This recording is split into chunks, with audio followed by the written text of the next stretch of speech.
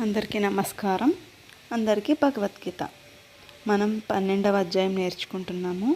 అధ్యాయం పేరు భక్తి యోగము. ముందుగా ప్రార్థన. వసుదేవసుతం దేవం కంసచానూరమర్దనం దేవకీ పరమానందం కృష్ణం వందే జగద్గురుం. శ్రీకృష్ణం వందే జగద్గురుం. ఈరోజు 15-16 శ్లోకాలు నేర్చుకుందాం. ముందుగా 15వ శ్లోకం.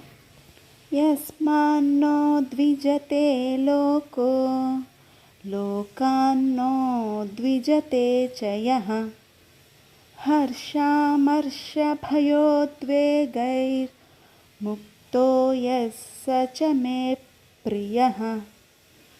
యస్మాన్నో ద్విజతే లోకో, యాకి పైన ఆఘాతం ఉంది కనుక సాగుని సగం తీసుకోవాలి. యస్ మాన్నో, యస్మాన్నో, నాకి పైన ఆఘాతం ఉంది, నాకి వస్తుంది కాబట్టి నో అని నొక్కి పలకాలి. దాని సగం అక్షరం తీసుకోవాలి. దానికి పక్కన దాకి వావొత్తుంది కాబట్టి ద్వి. యస్మానోద్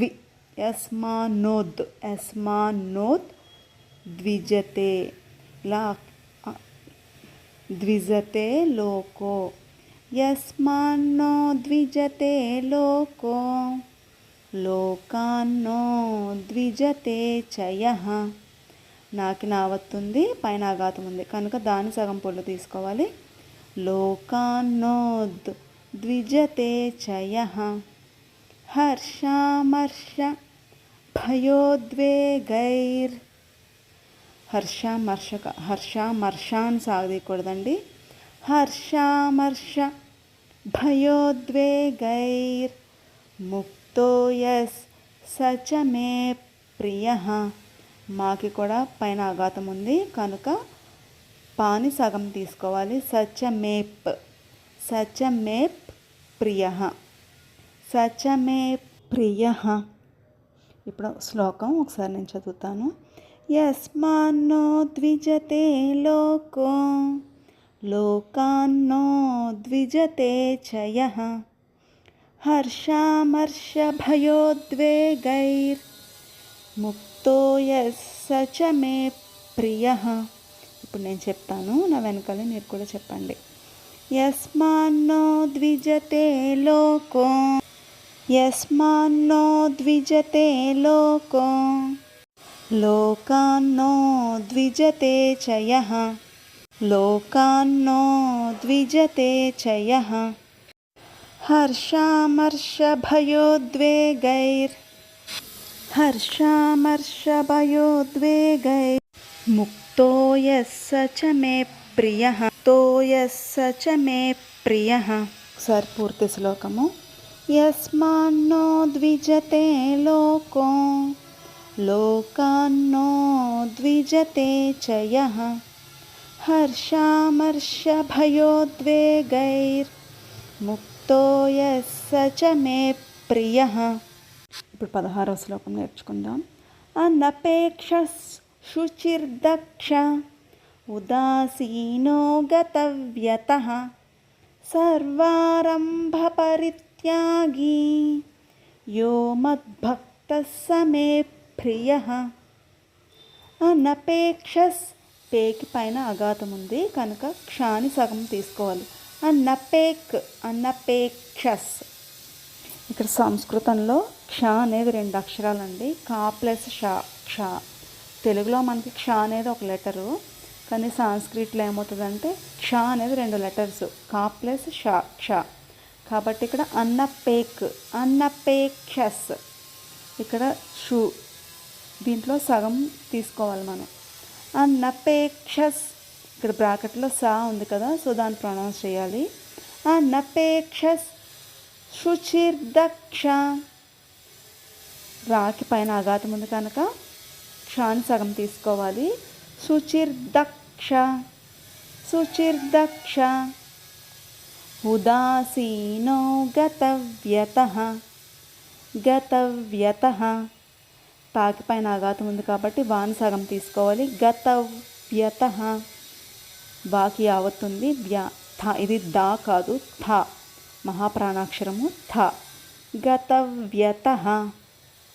సర్వారంభ పరిత్యాగి. సర్వ రాకి అఘాతం ఉంది. సర్వా రాకి వావత్తుంది. సర్వారంభ. ఇక్కడ మాకి బా మహాప్రాణాక్షరం వస్తుంది. పరిత్యాగి. యో మద్భక్తస్. ఇక్కడ మాకి పైన ఆఘాతం ఉంది, దాకి ఆఘాతం ఉంది కనుక దాని సగం తీసుకోవాలి, మళ్ళీ కాని సగం తీసుకోవాలి. యో మద్భక్తస్. యో మద్భక్తస్ మే ప్రియః. ఒకసారి పూర్తి శ్లోకము. అనపేక్ష శుచిర్దక్ష ఉదాసీనో గతవ్యతః సర్వారంభ పరిత్యాగి యో మద్భక్తః మే ప్రియః. ఇప్పుడు నేను చెప్తాను, నా వెనకాలే మీరు చెప్పండి. అనపేక్ష శుచిర్దక్ష. అనపేక్ష శుచిర్దక్ష ఉదాసీనో గతవ్యతః.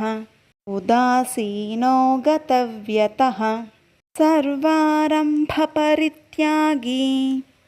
సర్వారంభ పరిత్యాగి యో మద్భక్తః మే ప్రియః. యో మద్భక్తః మే ప్రియః. పూర్తి శ్లోకము.